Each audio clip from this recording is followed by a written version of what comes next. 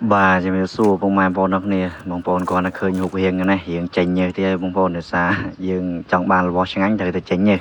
เฮ้ยงั้นนะได้ยมปีเนี้ยปุ่มเม็ดบานหมอกับดวงบางปอนเฮ้ยบางปอนคลาสก็ทลบสกอร์บางปอนคลาสก็อัดทลบสกอร์ได้เฮ้ยอันนี้ก็หาทาดวงทนาวบางปอนเดือดซายังกับดำทนาวนี้ตกระยะเปเดียกะลาคายเชียงเติมมาคายได้บางปอนมันมีดวง ហើយបងប្អូនថាអីតិចកាប់ថ្នោតកាប់ឲ្យផ្លាញអីអត់មានទេដោយសារកូនថ្នោតបែកខ្ទង់ពីរដើមហ្នឹងទើសផ្លូវដើមបងប្អូនដោយសារវានៅជុំវិញតំពាំងបងប្អូនឃើញស្រាប់អីឃើញដើមថ្នោតច្រើនហើយពីរដើមហ្នឹងវាទើសផ្លូវដើរក៏យើងកាប់ឲ្យទៅដោយសារយើងធ្វើលវធ្វើអីវាអាចប៉ះពាល់អញ្ចឹងណាបងប្អូនហើយយើងមិនមែនតែកាប់ធំទេបើកូនថ្នោតនេះបងប្អូនអាចមើលទៅវាអាយុតែ1ឆ្នាំជាងអីទេហើយថ្ងៃហ្នឹងតែពីអ្នកពូទេហើយនឹកថតអីអត់ឃើញក៏នឹកឃើញដើមថ្នោតដែលយើងកាប់ទុកចោលហ្នឹងក៏បបួរគាត់មកកាប់មកទៅបងប្អូនហើយអត់សូវបានច្រើនទេដោយសារកូនថ្នោតយើងវាទូចហើយនិយាយរួមទៅខ្លីបងប្អូនបើវែងយើងអាចកាប់បានច្រើនហើយបងប្អូនមើលទៅបងប្អូនខ្លះក៏គាត់អត់ហ៊ានញ៉ាំដែរសត្វនេះតែសូម្បីតែខ្ញុំផ្ទាល់ហ្នឹងក៏អត់សូវហ៊ានដែរបើបងប្អូនខ្លះគាត់ចូលចិត្តញ៉ាំទាំងរស់ហើយបងប្អូនខ្លះគាត់ចូលចិត្តលីងចំអិនឲ្យឆ្អិនមិនគាត់ហ៊ានអញ្ចឹងណាហើយខ្ញុំចូលចិត្តឆ្អិនដែរតែគ្រាន់តែថាចង់ធ្វើឲ្យល្អយើងចង់ញ៉ាំរស់ជាមួយទឹកត្រីកោះកុងអាហ្នឹងអែមខ្លាំងមែនតើហើយវីដេអូហ្នឹងក៏អត់មានអីច្រើនដែរបងប្អូនគ្រាន់តែមកថតសកម្មភាពជីកដួងឲ្យបងប្អូនមើលទេហើយបងប្អូនមើលទៅទេសភាពនៅកន្លែងតាពាំងដែលខ្ញុំថតរាល់ដងហ្នឹងទេសភាពស្អាតបងប្អូនតែគ្រាន់តែថាយើងអត់សូវបានទៅថតនៅបឹងនៅអីច្រើនវាខ្យល់ដល់យើងអត់មានម៉ៃមានអីសូបសលេងទៅខ្យល់ក៏អត់សូវបានទៅថតនៅបឹងដែរថតបានទៅនៅលើហ្នឹងទេវាអត់សូវមានខ្យល់បើយើងថតនៅបឹង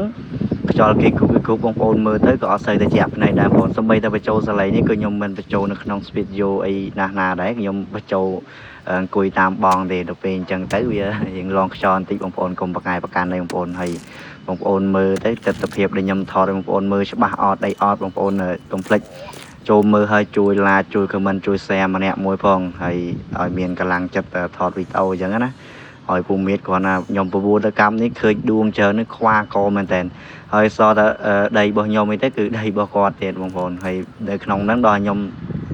បបួលគាត់ទៅគាត់ថាប្រហែលជាមិនទាន់មានទេខ្ញុំថាខ្ញុំដែរពូឡើងកន្លះខែជាងលើយដឹងតែមានឯពូណាមួយខ្ញុំដែរចេះមើលដួងបើពូសល់នៅក្នុងក្រុមរបស់ខ្ញុំគាត់ចេះមើលគាត់ថាគូហ្មិចលន់គប់ហ្មិចហ្នឹងអាហ្នឹងមិនស្ហៅតែមានដួងតែនេះខ្ញុំអត់ចេះមើលដែរបើហើយយើងយូរយើងដឹងថាមានក៏មកកាប់តំងទៅបងប្អូនហ្នឹងហើយវីដេអូបងប្អូនមើលទៅមានតែប៉ុណ្្នឹងទេឲ្យយើងអត់បានដាក់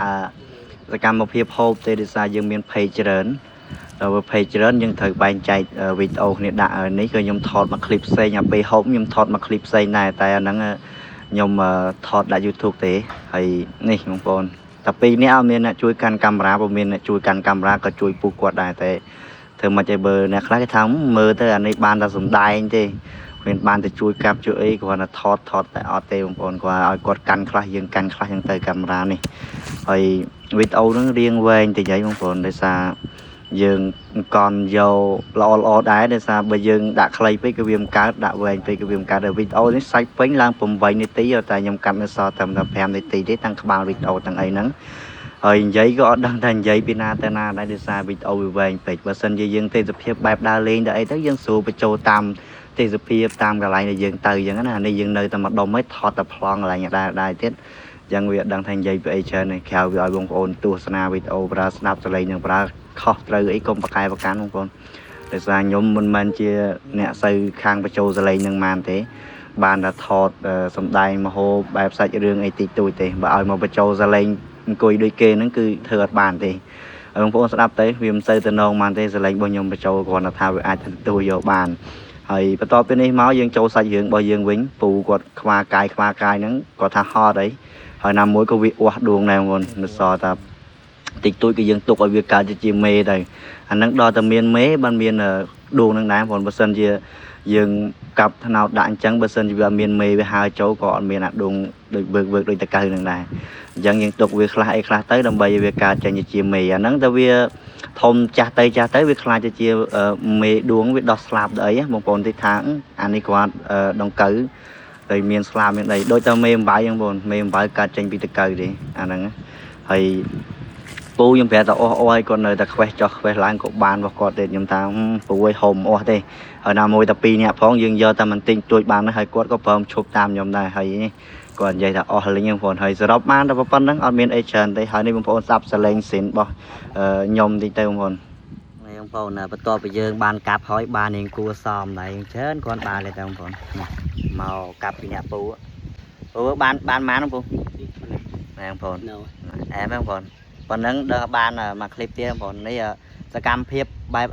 ស្រុកស្រែមកកាប់តែប៉ុណ្្នឹងឯងបងប្អូនដាក់បងប្អូនប៉ុណ្ណឹងចាំទស្សនាពេលហូបខ្ញុំដាក់ page ផ្សេងទៀតបងប្អូនចាបាយបាយបងប្អូនបាយបាយ